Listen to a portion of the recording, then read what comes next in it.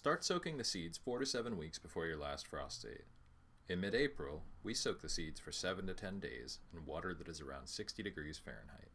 Make sure to change the water out every 2 days and remove the floating rice kernels to best ensure we're planting only the densest seeds. Once the plumule start to emerge, it's time to plant. We dry the seed out for a few hours before sowing them. We typically use 144 cell trays or smaller, and we leave 1 to 3 plants per cell. They can also be sown in open flats like onions, and as they are monocots, they can take a good amount of root tearing when young. Make sure to bury the seeds 1/2 inch or so. Potting soil works great for germination and fast root development, but on our heavy clay farm, the roots take a while to get going once they are transplanted, so we like to add some clay to our mix. Rice seedlings grow best with a soil temperature between 55 and 75 degrees Fahrenheit. While it's more involved and costly, larger operations do better with rice seedling nurseries. In ours, we use fertigation and a layer of plastic for the cold April and May nights. Growing rice seedlings alongside other veggie seedlings can work well. Make sure to keep the rice seedlings moist. After 4 to 6 weeks, it's time to plant the rice, and it's best to harden the seedlings off beforehand.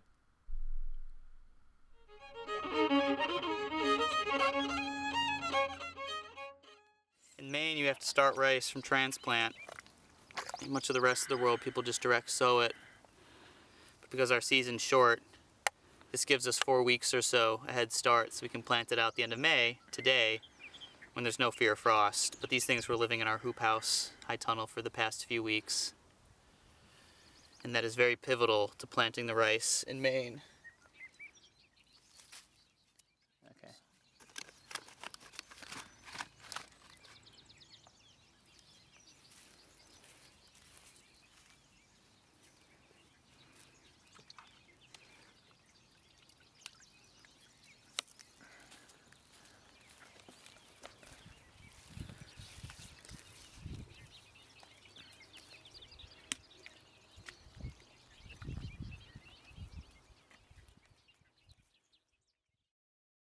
Rice paddies can come in all different shapes and sizes. Your paddies should be flat, have a good water source, and be able to drain downhill. They work really well on marginal wet pasture land. Please don't disrupt wetlands though. On a small scale, shovels, water flooding, and eyes are all you need. On a larger scale though, an excavator, site survey equipment, and a bulldozer can speed things up a few decades. We recommend starting, and then if you plan to grow, maybe work with a hydrologist, NRCS agent, or a paddy specialist to figure out your water holding and paddy design. Make sure to have good outflows and inflows.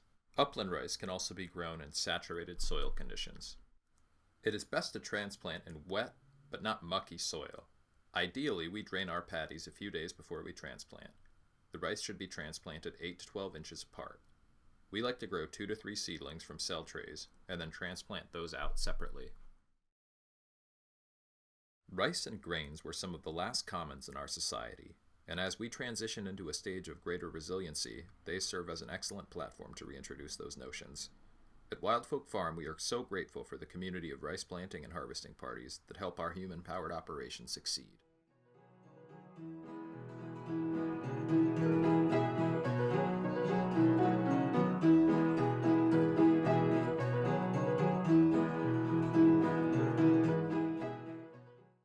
Again, like onions, these seedlings need no coddling and can be transplanted very quickly. Dry soil makes transplanting take 2 to 4 times as long. Depending on the variety and its maturation, we transplant between May 20th and June 10th.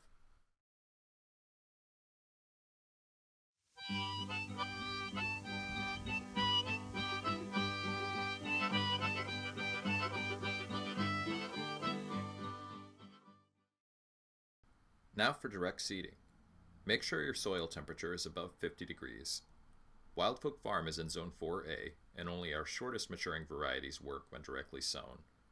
As a disclaimer though, we have not had the best of luck with germination of directly sown rice. We believe this is due to our heavy clay soil, and have seen rice being directly sown with good success on loamy soils and in Japan. The rice can be sown in rows with a row seeder. This seeder can plant 2 acres a day. make sure it is very moist or has some standing water. It can also be broadcast either in rows or with a broadcaster. We recommend 80 pounds per acre and prefer to do it in wet soil and then lightly mulch it with rice straw from years past. Please refer to our SARE grant for information about direct sowing rice. Like other crops, direct sowing requires no high tunnel space, less initial labor, and works well on larger scales.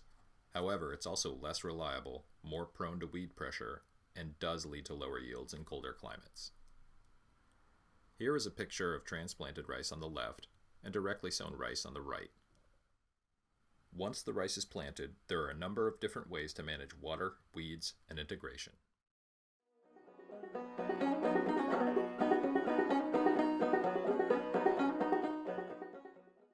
Ideally, summer is the time to just watch the paddies change and grow.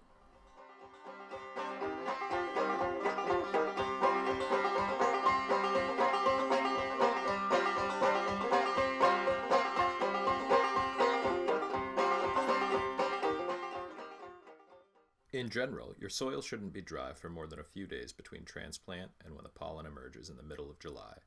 Once the soil starts to crack, it's a good indicator to rehydrate. This wet and dry pulsing of the plants between paddies can help with root development and bushier plants. With ample water supply, some farmers keep water flowing through the entire growing season until September. Nutrient runoff is an important thing to factor in if you plan to be draining water from your paddies. The next two pictures show the same varieties of rice. One was planted in a new paddy with poor water management and no pulsing, and the other in a paddy we have grown rice in for 3 years. These bushier plants had a yield 4 times higher than those depicted in the first paddy. One growing method that works well follows a practice called SRI. Rice isn't flooded, but pulsed between saturated soil and dry soil. A lot of further information can be found about SRI online and from other sources. The benefits of the water are numerous. It helps moderate the temperature in the paddies, making pulling weeds a lot easier, and provides great habitat for wetland wildlife. Moving water is important as it decreases methane buildup.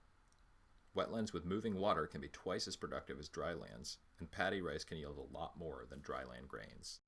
The water also allows for an introduced polyculture of ducks and azolla to thrive.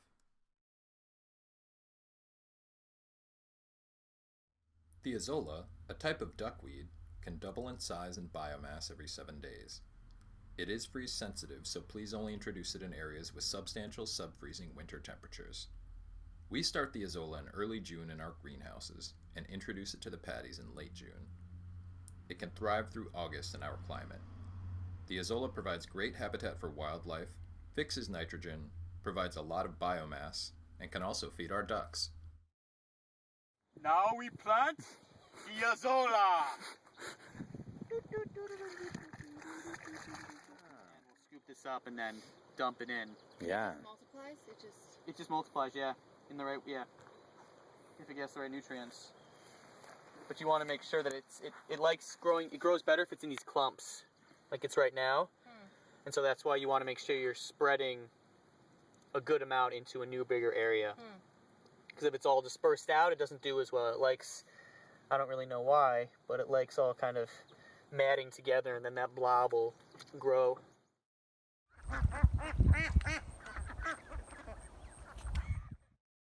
We introduce 1-week-old ducks 1 week after transplanting, and they get bigger with the rice.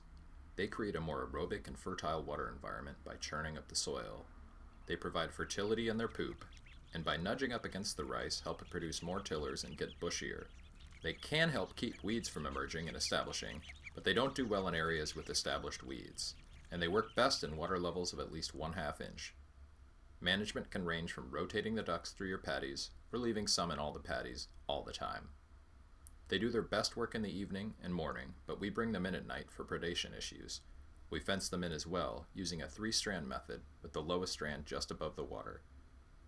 We train them to a song to be able to bring them back in each night. Time for grain.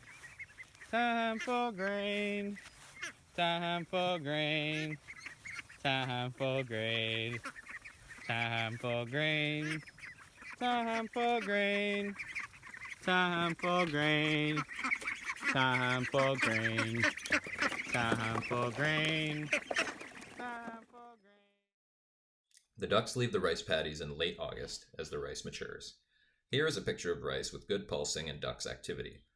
Some of these plants had over 60 tillers.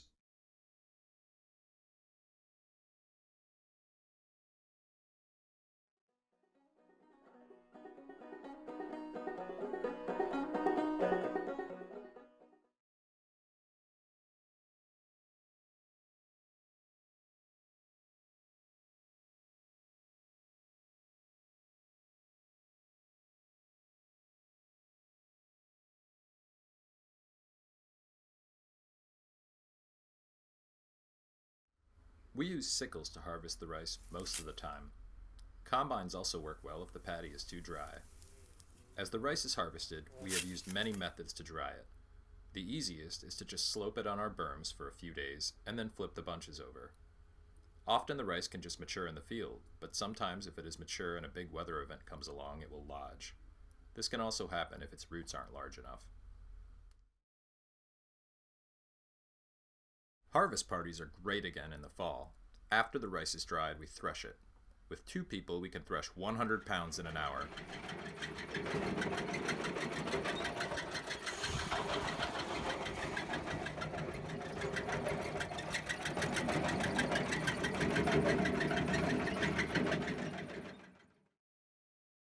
Once the rice is dry, we store it. Seed cleaners and fans work well to clean and winnow the rice.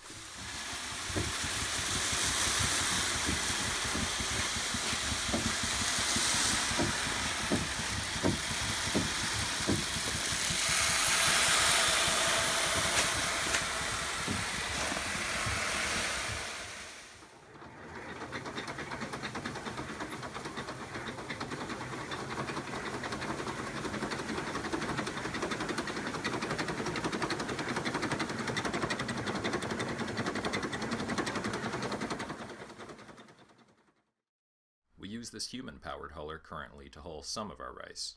It's modeled after an antique huller from Japan.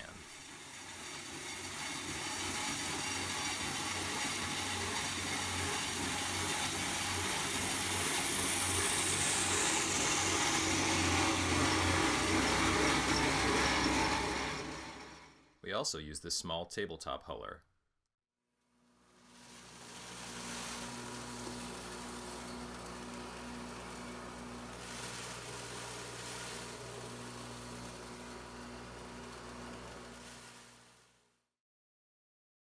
The rice is best stored like most other seeds in dry, cool, or cold conditions.